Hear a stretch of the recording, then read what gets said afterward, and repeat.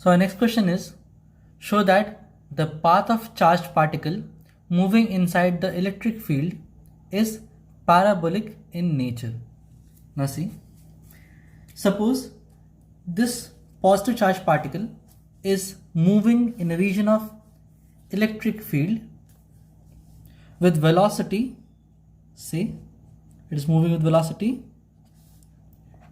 v along x-axis. Now since the charged particle is positive in nature, the electric field will deviate the charged particle towards the negative side, clear now? Because this is positive in nature and the direction of electric field is along this direction. As mentioned earlier, the positive end is denoted by the tail part and the negative end is denoted by the head part.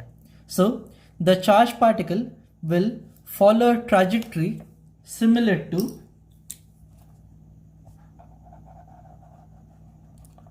this.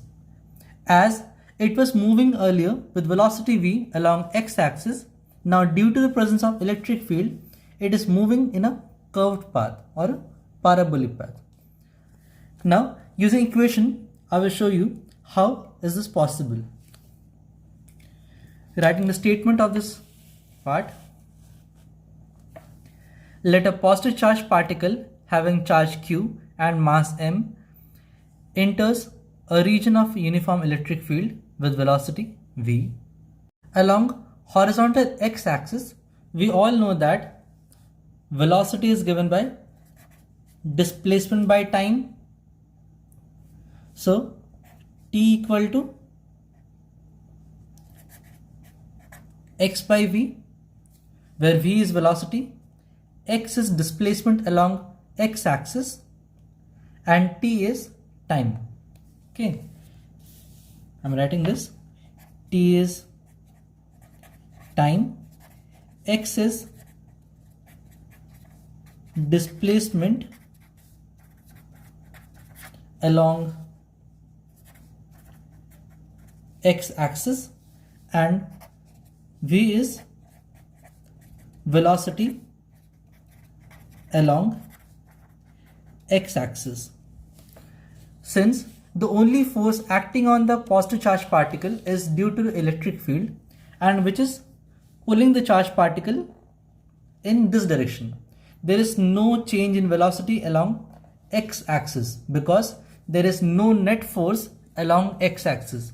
There is only a force along y-axis that is only due to the presence of electric field, and the electric field is moving the positive charged particle in a curved path. So let it be equation number 1. We all know that from Newton's second law of motion, F is equal to ma. Now since there is no change in velocity along x-axis, so the net change in acceleration along x-axis is 0, because since the velocity is constant, so acceleration is 0, because a is equal to dv by dt. We all know that now, that a is equal to dv by dt, and if velocity is constant, then acceleration is 0 along x-axis.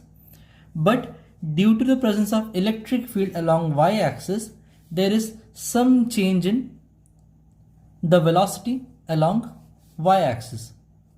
So there must be acceleration along y-axis. Hence, using second law of motion along y-axis, F is equal to ma, and this a is along y-axis. Okay, so it is equation number 2. Using Lorentz electric force. Why?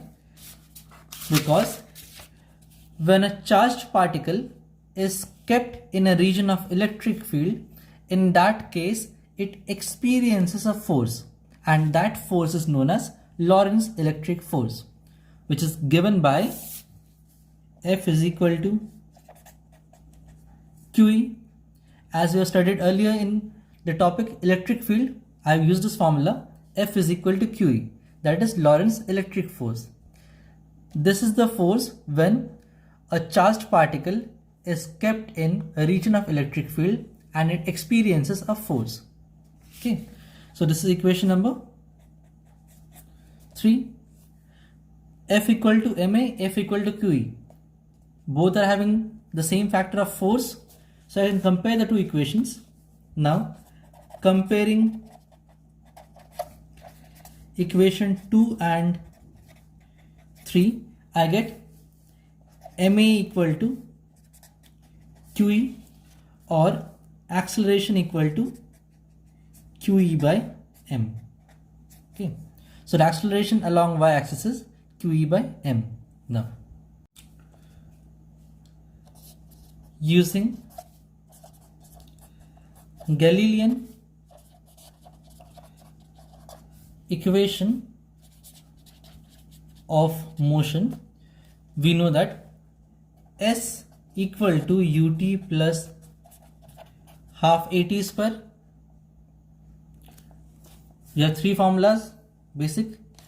V equal to u plus at, v square minus u square equal to 2as, and s equal to ut plus half at square. Now along y-axis, the distance traveled along y-axis is y. So I will replace the value of s with y equal to uyt plus half at square. Now see, the particle was moving along x-axis. There was no movement along y-axis initially. When we applied an electric field, the particle showed some deflection. Hence, in absence of electric field, there is no movement along y-axis. So we can say initially there was no movement along y-axis. So y equal to 0 into t plus half at square. Why? Because uy equal to 0. Since there was no movement along y-axis in absence of electric field, that is at initial point there was no movement along y-axis. So the initial velocity is 0. Hence we have y equal to half at square. Let this be equation number 5. Now we have calculated the value of t as x by v in equation 1 and a to be QE by m in equation 4. So using equation 1 and 4, in equation 5 we get y equal to half, what is the value of a, that is QE by m, and t is x by v square. So we have y equal to half, y equal to half QE by m, x square by v square. Now see, y equal to half QE by m.